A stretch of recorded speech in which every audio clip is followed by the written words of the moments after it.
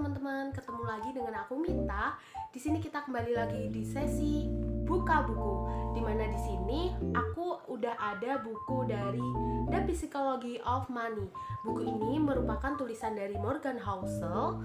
Dimana Morgan Housel sendiri dia telah memenangkan 2 kategori penghargaan bisnis terbaik loh. Nah, diantaranya yaitu Society of American Business Editor and Writers dan New York Times Sydney Awards.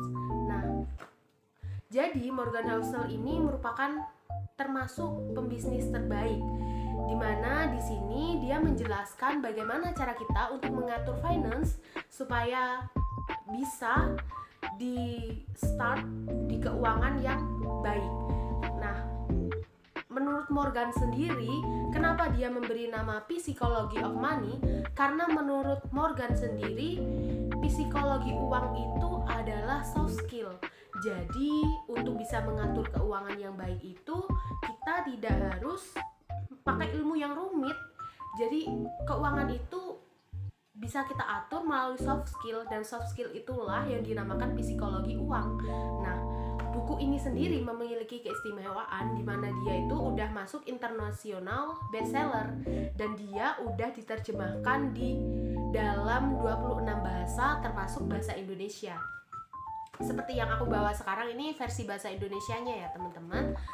Untuk selanjutnya sendiri di sini aku akan menjelaskan bahwa uang itu menurut Morgan tidak ada hubungannya dengan kecerdasan Anda. Karena mengatur keuangan itu jadi tidak ada hubungannya dengan kecerdasan kita, namun berhubungan dengan perilaku Anda. Perilaku sukar diajarkan bahkan kepada orang-orang yang sangat cerdas. Di mana di sini Morgan menyatakan bahwa mengatur keuangan itu yang pertama tadi kan nggak sulit nih katanya.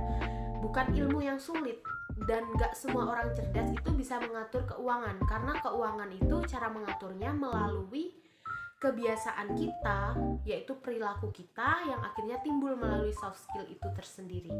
Untuk selanjutnya sendiri, dalam buku ini itu menampilkan begitu banyak kisah untuk contoh-contohnya, yaitu seperti Ronald James Reid atau Ronald Reid, di mana dia itu termasuk filantropis, investor, petugas kebersihan, dan penjaga pom bensin asal Amerika Serikat. Kenapa kok dia mengambil contoh ini? Karena pada tahun 2014 beliau telah meninggal dunia dan beliau berhasil masuk ke dalam berita internasional di mana di Amerika Serikat itu tidak lebih dari 4.000 orang yang meninggal di sana memiliki kekayaan di atas 8 juta US dollar ketika meninggal, dan Ronald Hart ini adalah salah satunya.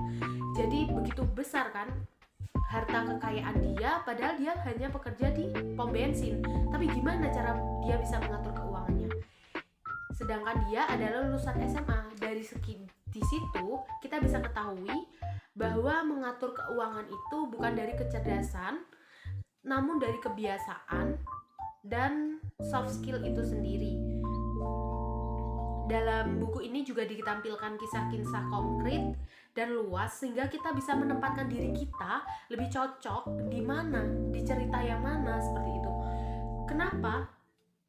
Jadi dari buku ini aku belajar nih, ketika diadain beberapa kisah-kisah yang emang berbeda dari latar belakang yang berbeda, jadi tuh kita nggak bisa terlalu cepat mengejudge attitude seseorang dengan karakter seseorang berdasar pengeluarannya, karena bisa jadi pengeluaran aku sama kalian tuh beda karena kita dibesarkan dari keluarga yang berbeda, kondisi sosial yang berbeda, dan juga lingkungan sekitar yang berbeda. Emang starting point-nya itu udah beda gitu.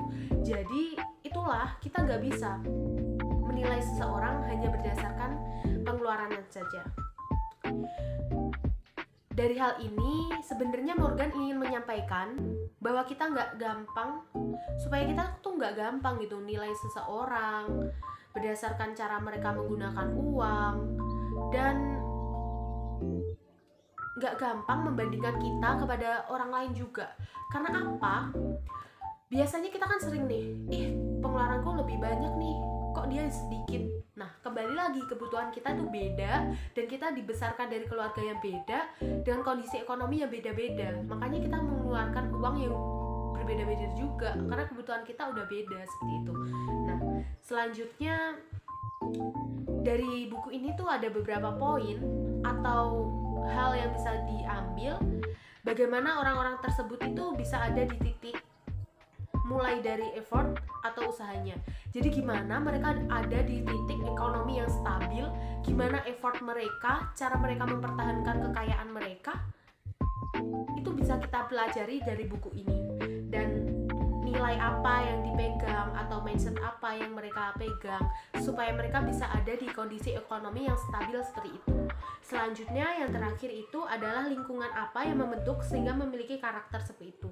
Jadi mereka itu dibesarkan dari lingkungan seperti apa, circle pertemanan seperti apa, sehingga mereka memiliki pandangan atau perilaku cara mengelola uang, soft skill seperti itu, sehingga mereka bisa mengatur keuangan dan berada di titik ekonomi yang stabil. Jadi kalau aku sendiri nih, berdasarkan buku ini, aku merasa relate sekali dengan pesan-pesan yang udah disampaikan Morgan, dimana dari gap-gap yang emang berbeda, dari yang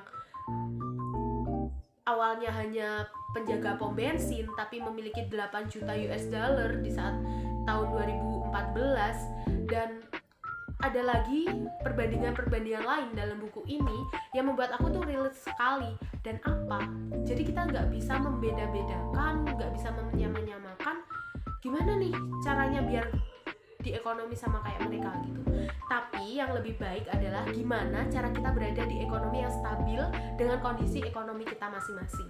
Jadi nggak perlu membandingkan ekonomi kamu dengan yang lain, tapi buat ekonomi yang stabil versi diri kamu sendiri. Mungkin itu aja yang udah aku sampaikan. Jadi menurut aku buku ini sangat cocok sekali untuk kalian yang ingin berada di ekonomi yang stabil, pengen belajar finance, dan menurut aku buku ini cocok sekali untuk dipelajari dan dibaca. Menurutku bahasanya juga sangat ringan untuk kita para remaja, khususnya di usia 20-an pasti ini bermanfaat banget sih untuk kita merubah pola pikir kita untuk berada di ekonomi yang stabil. Lebih baik kita mulai dari sekarang. Oke, mungkin itu saja dari aku. Bye, see you.